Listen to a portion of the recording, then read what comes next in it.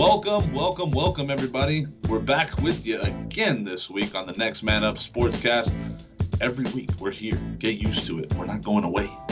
We're going to get into our topics today, Mandy. I got some good stuff for you today, man. I've been really thinking about today's show, and I kind of got some inspiration from a couple other radio shows, but at the same time, we're going to put our own twist on it. Why? Because we are who we are. We're millennials, modern sports. This is what we care about. So, I've been thinking about quarterback attrition, right? And how teams have gone through quarterbacks this year and how teams have signed free agent quarterbacks this year.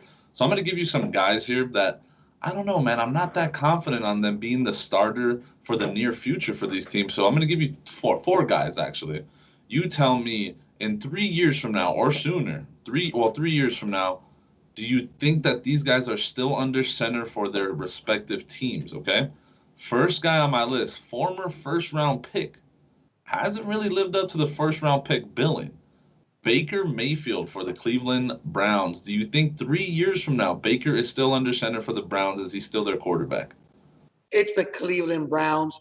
Who knows? That organization is so dysfunctional. Yes. But I will say this, gun to my head, give me an answer. I'm going to say, yeah, he's still there. He's still there, man. I mean, Cleveland, they've been doing okay. They're not, the old Cleveland of going 0-16, 1-15, 2-14. They're somewhat respectable. I mean, look at the line this week they're playing against the Steelers this week. And the line. The Bengals are playing the Steelers this week. Okay. Well, anyway, the line to the Browns, they're always close games in terms of, what make a season. Yeah. So, they don't get their butts kicked every week. Yeah, they're -3 against Houston. So there you go, -3 against Houston. So, the Browns, I'm not going to say they found their all-time leading quarterback who's going to break all the records of Cleveland, but, they found somebody who's somewhat respectable and could lead them into the future. So to answer the question, I say yes. I think he'll still be there in 3 years. I'm gonna counter that with no. I don't think so. Just and my thing with Baker, it's not a talent thing. I think he can make all the throws and things like that, but he's just has a lack of leadership. And in that locker room with all the guys that they brought in, you need someone to take hold of that team and become a leader. And to me, Baker's just not it. He doesn't scream leader to me. And again, his talent, he's got the talent and all that stuff, but still, he's underperformed his whole career so far. I know it's been 3 years. I know you want to give him time, but we're also talking about the Cleveland Browns organization that drafted Johnny Manziel, and then he wasn't the starter for very long. So I think they've had a lot of a quarterback carousel there, and I think he continues. I don't really see him as a fit here in Cleveland. It hasn't worked out well so far. Yeah, you're saying leadership, though, but who do you bring in? It's not like there's a bunch of quarterbacks in the NFL who are signed with the Browns or anything. I will say this, in the NFL right now, the quarterback position is very thin, and there's not too many guys you could bring in. Yeah, that's true. But I think that's a good point. So I just think in 3 years they might have a bad year, and at that point they can draft a QB and maybe get him in the lineup there. Bring up the draft right now too. I mean, the Cleveland Browns. It's not like they're picking the top 5 or top 7. They're picking the middle rounds, and it's kind of. Pickings from there. Yeah, you got your Patrick Mahomes, Lamar Jacksons who might fall to them, but yeah, we'll see. Very far and few between, but yeah, I don't see Baker there. Next guy, really close to your heart, Jared Goff. This is ridiculous. Jared Goff, of course he's going to be the quarterback of the Rams for the next 10 years. Why? He just led it to the Super Bowl 2 years ago, my guy. 2 years ago. They're 5-3. They're in the third place in the NFC West, the toughest division in the NFL. Okay. Yeah, they lost to the Dolphins. It wasn't his fault. The Rams gave up a punt return touchdown, a defensive interception, a fumble return for a touchdown, another fumble went to the 1 yard line. The Miami Dolphins didn't. No, man. Jared Goff is a Rams quarterback for the future. Don't even give me that. If Derek Carr lasted with the Raiders this long, there's no reason why Jared Goff won't last another 5 years with the Rams. Well, Derek Carr is the Raiders' leading pass in every category. But hey, how many playoff wins they have the Raiders with Derek Carr? He's got 0, I think. 0, yeah. But so I would agree with you. I say yes, right? But my only knock against Jared Goff It's just that he's still himself. Like, how many games has Jared Goff really won the Rams versus how many games has he actually lost the Rams? Like, I don't think he's always the difference maker in wins and losses. I think it's always their defense. It's always their explosive players on the outside. I just don't see him as the guy who's leading that franchise. And that's a problem when you're the quarterback. He led them to the Super Bowl. He did, and then what did they do? They lost. I mean, and when it came down to it, he didn't make the plays. He was actually really bad in that Super Bowl. So you need somebody who's going to step up and make plays. Like you said, I'm close to the Rams and Sean McVay, and he's, a lot of coaches say this, but I mean, he really meant it. The Super Bowl loss wasn't on anybody but him. He made no adjustments. He ran the same formation. He said it. Bill Belichick outcoached him. He did get outcoached. He did get outcoached. And you know what? Jared Goff is probably the guy that Sean McVay wants back there. So he probably stays put. Next guy on my list, I really don't know about this guy, Sam Darnold, the USC alum. He has, ever since he got into the league, has just underperformed. To me, the Jets are going probably 0-16 this year. And if Trevor Lawrence probably going to be available. So, they're going to have their pick of the litter on which quarterback they want. Yeah. I don't think Sam Darnold survives this next draft. To be honest with you. Yeah, he's done. You think about the last USC quarterback that actually succeeded in the NFL. Carson Palmer? Carson Palmer? Maybe a little bit of Carson Palmer. Yeah. Maybe that's about it. Yeah. Yeah, Matt Leinart was a bust. Barkley was a bust. Darnold so far, he's not looking too good. And if you saw the Monday night game, Joe Flacco moved the ball pretty well with the Jets. He really did. Yeah, he really threw three touchdowns. Yeah, Joe Flacco looked really good. And I don't know if it's, if Joe Flacco is that much better than Sam Darnold, or the Jets played well, or the Patriots defensive backs weren't well because the Patriots were missing a lot of DBs that game. But still, Joe Flacco looked good. And that kind of begs the question, maybe the problem isn't really the Jets coaching staff, because Gase is an idiot. I'll say that. I don't like him. Yeah, but Joe Flacco moved the ball pretty well against the Patriots, and that's to Sam Darnold's defense, and no one's going to really defend him all that much, but his receivers were actually healthy for the first time, like all year long. So Crowder was back, and he looked pretty good. Yeah, Perriman was healthy. You had a lot of guys come out and actually were there, and Flacco benefited from that. But I don't see it. I don't think Sam Darnold is a bad quarterback, though. He's athletic. He can throw the ball. I just think he's been in the wrong system. And you know what? I think that's been the case for a lot of USC quarterbacks in the past. They just haven't been put in the right place to succeed. Now, see what I'm saying? If you took Sam Darnold and said he was going to be the New England Patriots starting quarterback next year, then you might believe in Sam Darnold just a little bit more. But, I don't think he survives this year. I think Sam Darnold is a thing of the past in New York, maybe a backup. Who knows? Next guy here, he just got extended. And I would say he's probably the most overpaid player in the NFL, Kirk D. Cousins. Do you think he survives the next 3 years with the Minnesota Vikings, or do they finally end that relationship with him? Look, I'll start off with this. The quarterback position is very thin around the NFL, right? The Vikings thought that they got their guy, and I think you're right. They overpaid for him. He's an average quarterback. Don't get it twisted. He's not great. He's not bad. He's average. And he looks a lot better than he is because of the Vikings running game, right? What's his name? Dalvin Cook. Dalvin Cook. Some people are saying he's the best fantasy player in NFL history. This year for sure, yeah. Oh, I'm just saying, but he's still young. He could be in history. Dalvin Cook's a monster. And, the reason why Kirk Cousins maybe looks as good as he does is because of Dalvin Cook. But when it comes down to it, the Vikings have to make a decision. Do you want to stay with this guy who just is average and rely on a running game? Or do you look somewhere else to make it even better? But there isn't really nowhere to look. But Vikings are a 3-win team so far. If they continue on that path, they might have a pretty good draft pick. My thing with the Vikings is that I think maybe 2 years ago to now, they had a Super Bowl window there where their defense was elite. They had a good offensive weapons with Diggs and Thielen and, Kyle Rudolph and Dalvin Cook, like you said. But now a lot of those guys are gone. The window's closing. And Kirk Cousins is losing them a lot of games. Jefferson. They do have that rookie receiver. Jefferson is not bad. Very true. Justin Jefferson is great. But I don't know, man. I just think that is Kirk Cousins the guy that's going to use Justin Jefferson to the best of his ability? Probably not. I don't think he survives the next 3 years. I think they look to the draft to build. But who knows? The Vikings are always those guys who pick up really old quarterbacks like Brett Favre and Case Keenum. So you never know what the Vikings will do. Now, Mandy, we're going to switch gears a little bit here.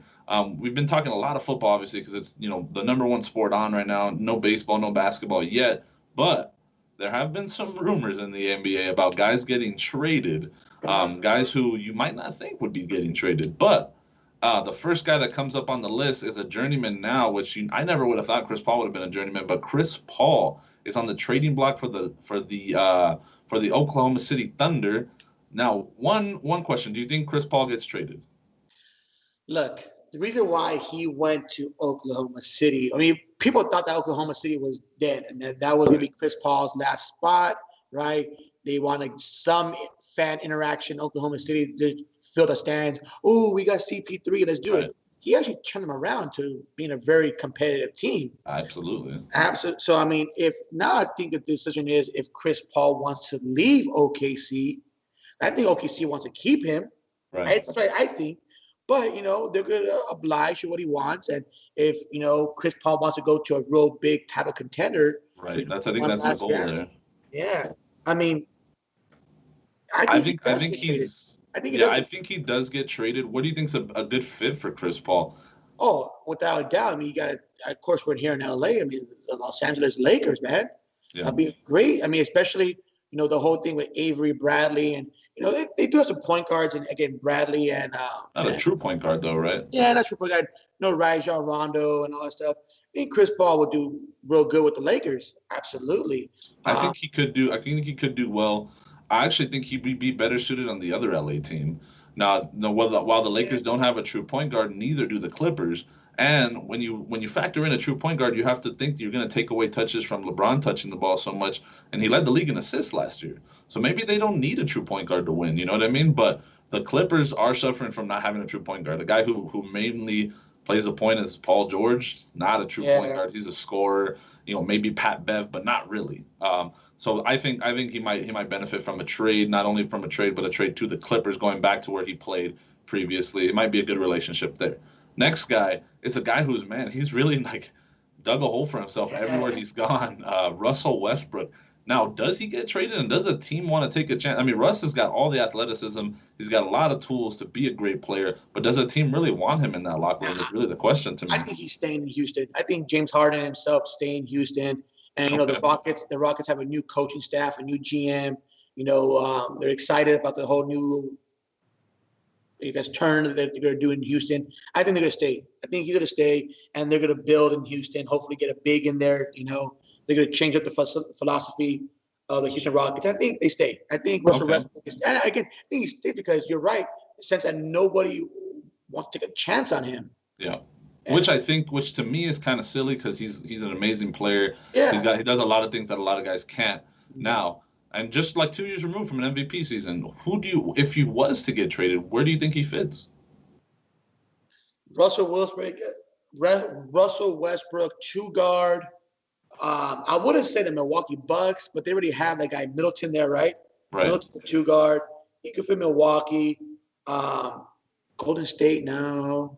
I like the Milwaukee one. I'm going to talk about that. I like the Milwaukee pick because you saw it at times in the playoffs. They struggle with scoring. And what does Russell Westbrook do better than anybody? He just scores the basketball. Yeah. So I'd like to see in Milwaukee, if they can keep Giannis, make a play for Russell Westbrook in the offseason. That'd be good. I think that'd be great for them. And a leader like Giannis, where he knows that's solidified his team, I don't think he'll have trouble with that locker room with Westbrook. Next guy, kind of a surprise. Well, not a surprise because he's been in Sacramento. He got drafted by them, but man, he hasn't been happy in Sacramento. He actually got removed from the starting lineup a couple of times this year, even in the playoffs. Buddy Hield, I believe out of Oklahoma, was just a dead-eye three-point shooter. Where do you think Buddy Hield fits best in the NBA? Buddy Hield from the Bahamas. Right? Yes. Bahamas, Oklahoma. To be honest, I think it's kind of not falling off the map a little bit, but I don't know what the whole, intertwining is going on in Sacramento. What's going on? Is he uncoachable? What's going on out there in Sacramento? But, I think Buddy Hield needs to go to a team where he's going to be held accountable. Because, again, I don't know what's going on in Sacramento. What's going on? Strong coaching staff. A strong coaching staff, right? And why not maybe the Miami Heat? Why not a Miami Heat or the other team I was thinking about? Oh, the Boston Celtics. I like those picks. I don't think he fits the Celtics so much because I think the Celtics have other needs. Miami's great because they shoot a ton of threes and that's what he does. Yeah. But a team I think we're forgetting about, the Golden State Warriors. I think he would fit them so perfectly like a glove. With his 3-point shooting, his catch and shoot ability, with his he does when he can, if you can get him, if you can coach him up, he can play some defense just like the Golden State Warriors play. I think Buddy Hield with the Golden State Warriors, man, they don't have to give up too much. It'd be a nice trade for them. Yeah. Add some offense too. I mean, with Steph Curry coming back and Klay Thompson, that would be a tough team. So, last guy on here, who I think is it's a shame that he wasn't an All NBA player. Bradley Beal, he just had a great season. Where's he going? It's easy. Let's see what you got. Los Angeles Lakers, no doubt. This is where he needs to go. Forget Chris Paul. Forget no Laker fans, Lakers GM for office. You need to get Bradley Beal. Dead-eye shooter, probably one of the best shooters in the NBA, and he could play defense. He's a great defender. Yes. A great defender. Ooh, he's going to fit so well with LeBron James and AD. Bradley Beal to Lakers, you got to give him a max contract. Who do you give up? Who do you give up to get Bradley Beal? Man, give up, what's his name, that guy, the light-skinned guy from Michigan State. Kuzma, man. Get rid of Kuzma. I would say get rid of Avery Bradley. Get rid of whoever you need to get rid of. You have two centers. Get rid of one of them. But you need Bradley Beal. You need Bradley Beal, my guy. Wow. I like the trade. It'd be a good trade. I also think Danny Green.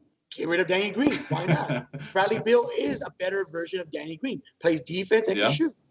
I'd be careful though giving up Danny Green because whatever team he goes to is just going to win the ring like they have in the past 2 years. But I'm safe to say if Danny Green goes to Washington, he probably won't win. Yeah, that's true. But 3-team deal. You never know. I would like to see Bradley Beal. I think a good fit for him would be the Denver Nuggets. Actually, they have struggled with scoring at times, and they could really use somebody to take over the scoring for them at times where like Jamal Murray isn't scoring. Mm-hmm. That plus Nikola Jokic dropping him dimes. Oh that's man, true. that would be a really good match there, and I think it'd kind of be like a Carmelo Ty Lawson thing with Denver, and Denver is starved for a superstar. If they get a superstar, the fans will gravitate toward him and love him. Yeah, he would fit them well, and they haven't had a star since Melo, and man. Denver fans still talk about him. Trust me, I live here and they still talk about Melo. So believe it or not. Now I'm going to move on into the fantasy minute or two. Got a quick one for you here. A couple of guys under the radar that you might not be thinking about. Kalen Ballage. Who the hell's Kalen Ballage? He used to play for Miami. Oh. Now he is running the football for the Los Angeles Chargers. Chargers have been struggling with who's the lead back in their backfield. Josh Kelly, Justin Jackson. Kalen Ballage, they finally let him get some carries. He got 15 carries. Ran for 68 yards, and he scored a touchdown. He made the most of his time while he was in there. Didn't get a whole lot of receiving. That mainly went to Josh Kelly. But I like Kalen Ballage, depending on the matchup, just with the workload, especially after getting 15 carries. I think they leaned on him. How long is he out for, the running back in the Chargers? What's his name? Eckler. There's no timetable for him because it's a hamstring injury. So he's still on IR. They don't know when they're going to reactivate him. Kalen Ballage might be a good start for like 2-3 weeks. We'll see. Hey. Justin Jackson is also hurt, so he might be getting a lot more carries than you think. Duke Johnson is possible to get a heavy workload here if David Johnson remains out. There was no update on him on the concussion protocol. Usually you see an update on Wednesday saying, hey, he's making good progress. There's literally no update, nothing has changed, which leads you to believe that David Johnson might not be available for their game against Cleveland. And if they're playing Cleveland, you definitely want one of the running backs in that backfield because they probably will move the ball. So Duke Johnson from Miami might be someone to look at for the Houston Texans backfield. J.D. McKissick is another guy who is just benefiting from receiving threats. He had 17 targets last week. Not a receiver, he's a running back, and he had 17 targets. He ended up with 17.68 fantasy points, had a good game. And again, Washington is without a quarterback. It looks like Alex Smith will be the quarterback. He's the dump-off god. He throws a lot of slants, a lot of dump-offs to the running back, so he might be an option for you there. And lastly, if you're looking for a tight end help, and honestly, Minnesota Vikings, you piss me off because Irv Smith Jr. should have been a star in this offense since last year. The big tight end, I believe out of Bama, is super athletic, super fast, and is a mismatch problem. They gave him 2 targets in the red zone. He capitalized on 2 touchdowns last week. Hopefully, the Vikings will feature him a little bit more in that offense. because if they want to win, that's what they'll do. So that's my fantasy minute or two, and then we're gonna from there, gathering those football knowledges, we're gonna move into a segment where I didn't do so great on. I went 0 for 1 for my lock. I went 0 for 1 with my underdog, and the underdog was closer than the lock. But I see what I mean. I get these bad beats, man. I get these really bad beats because Kyle Allen was doing so well against the Giants, and then his ankle fell off. Like it literally broke off of his foot, and it was just ugly. Bringing in Alex Smith, a guy who's removed from an injury, through 2 picks, still almost got the dub, but through 2 picks, what didn't look great. You didn't plan on him starting. Kyle Allen and really affects that Redskin or that Washington football team offense because he's a running threat, and they run those RPOs and stuff like that. So that hurt. And then the underdog, Denver, they just didn't get it going into the fourth quarter. Still almost covered on the back end of that fourth quarter, but didn't get it going. The 4 points wasn't enough. I did tease them and won with that, but that doesn't count on here. Mandy, however, 0 for 1 on your lock. Clemson let you down.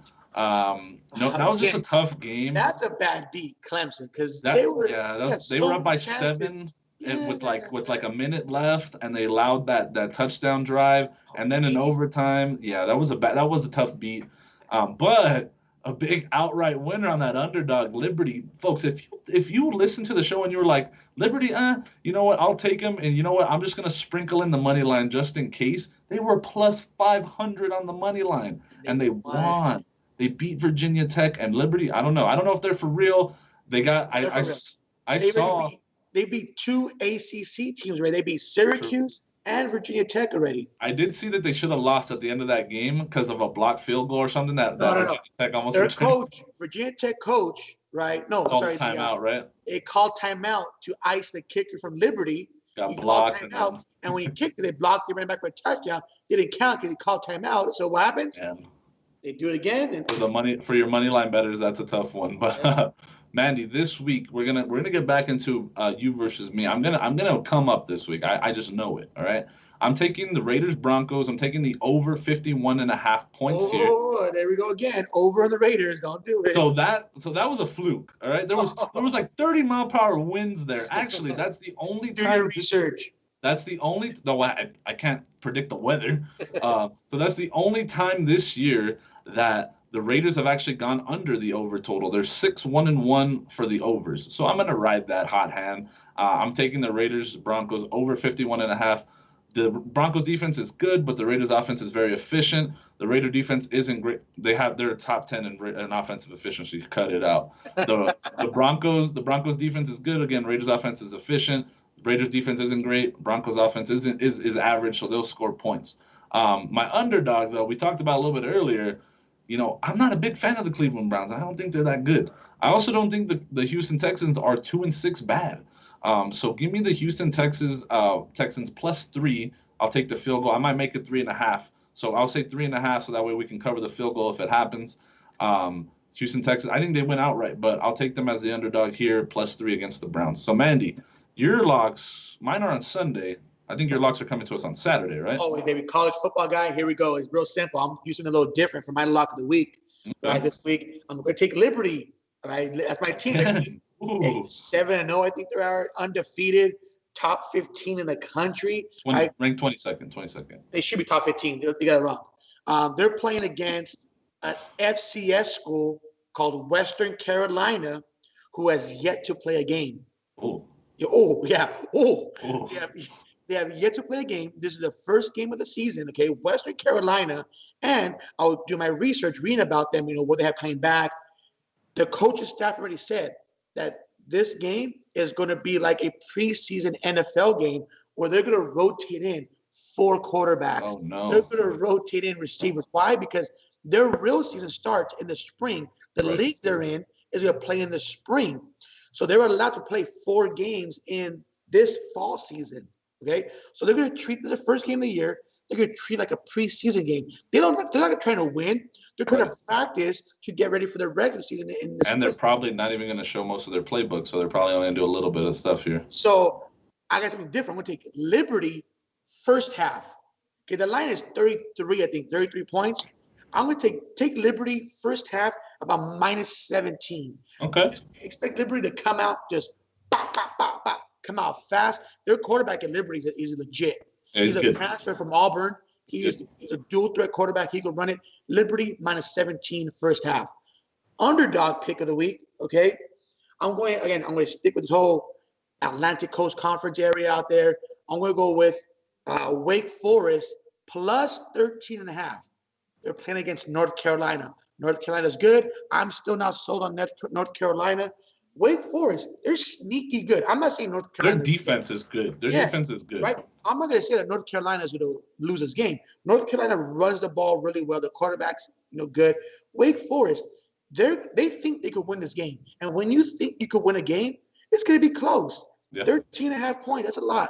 So if you can, buy the half point. Maybe the line goes up. But I'm going to stick with Wake Forest plus 13.5. Okay? So I got Wake Forest plus 13.5 underdog, and give me Liberty minus about 17 in the first half. First half. Okay. Yeah. Hey, not those are definitely pretty good picks there. I like the Wake Forest pick. I would probably round it up to like 14.5 points, so you cover the 2 touchdown spread there. But so that was our lock and underdog. We weren't able to track down the guest, but we got something special brewing for you guys for next week. So stay tuned for that.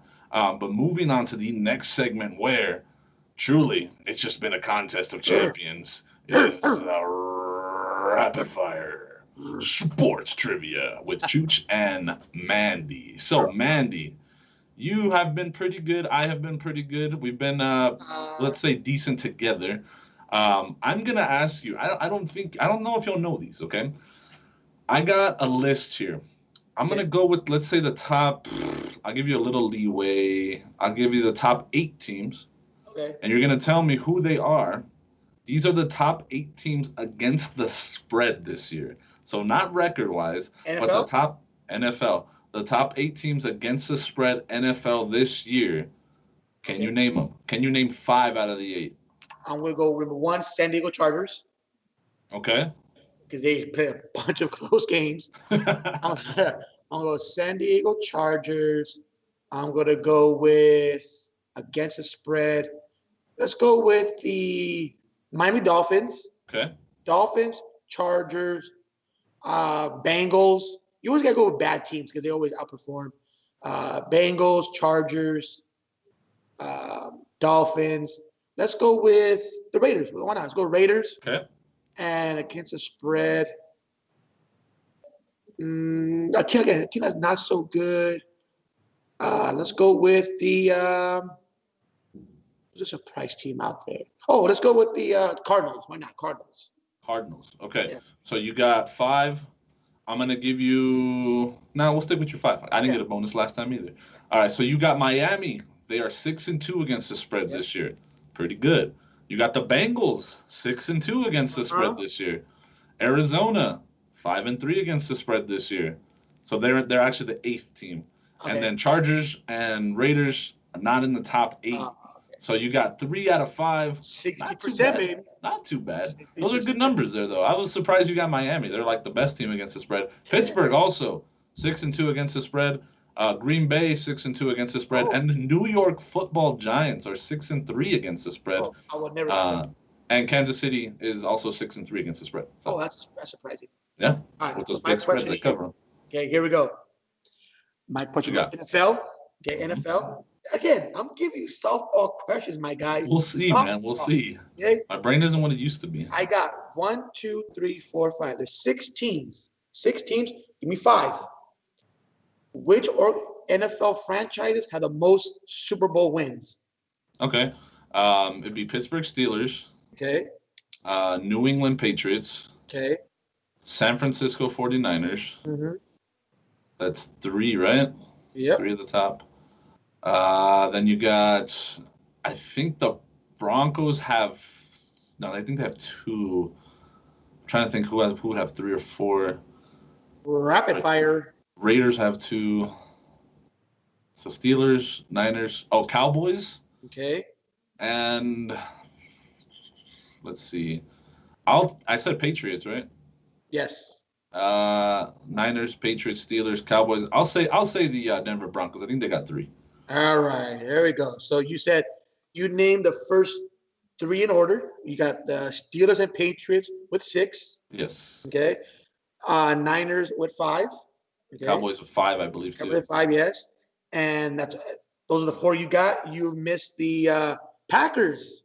Oh, well, I thought they only had like 2. No, remember they got. Oh, Lombardi. Yeah, the Lombardi. Yeah, years. come on Yeah, now. yeah, come on. They got 4, and the Packers because they got 2 with Brett Favre and 2 with Lombardi, And 1 with Rodgers. and the Giants. Oh, the Eli years. Yeah. Yeah, the Giants That's got 4 true. also. So yeah, true. Broncos not there. So yeah, you got 4 to 5, 80%. Not bad. Not bad. Not bad. I did better than you. Got the dub this week. Got the dub this week. Got the dub this week.